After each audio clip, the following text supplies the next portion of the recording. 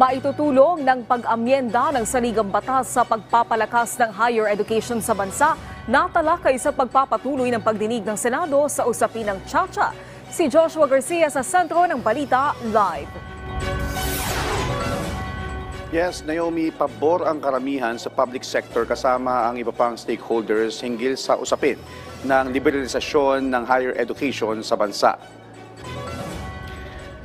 Naomi, sa ika-4 na pagdidig sa Senado tungkol sa panukalang pag-amyenda sa economic provisions ng saligang batas kung saan ang pangunahing usapin ay ang potensyal na pagtaas ng bilang ng foreign ownership at control sa higher educational institutions sa bansa, binigyan diin ng ilang stakeholders ang maitutulong nito kapag binuksan na ng Pilipinas ang pintuan nito sa mga international institutions.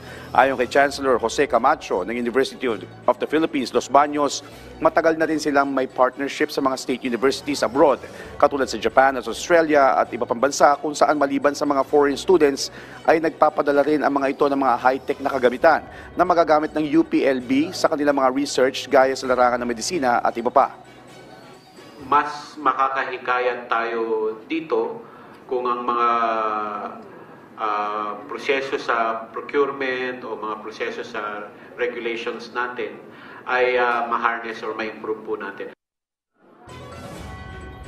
Naomi, kaugnay naman ito, tiniyak ni Senator Sonny Anggaran na hindi layo ng resolution of both houses o RBH number 6 na ilipat ang pamamahala ng basic at higher education sa mga foreign institution.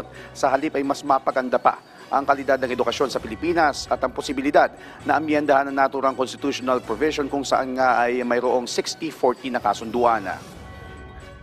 Marami nagsabi last week na hindi nga dapat buksan. And at the outset of the educational institutions session, we already said the intention was not to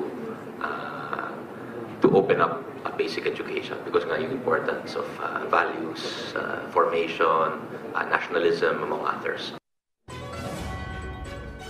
Samantala, Naomi, maliban sa Commission on Higher Education o CHED, TESDA at iba pa, suportado rin ng Philippine Chamber of Commerce and Industry o PCCI ang nasabing rebisyon dahil makakatulong din ito pagdating sa mga negosyo na may malaking papel sa pag-unlad ekonomiya. When it comes to supporting international partners, we believe, like any other business, they will look for local partners.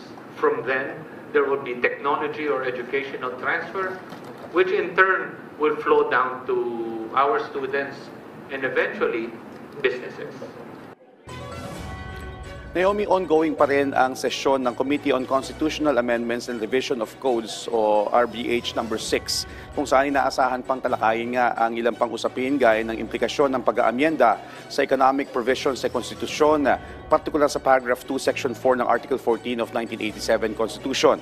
Pros and cons sa limitasyon para sa foreign ownership sa sektor ng edukasyon, comparative analysis at ilan pang aspeto na may kinalaman sa potensyal na pakinabang ng foreign investment sa industriya ng higher education. At yan muna ang mga pinakuling balita dito sa Senado. Balik sa iyo, Naomi. Maraming salamat, Joshua Garcia.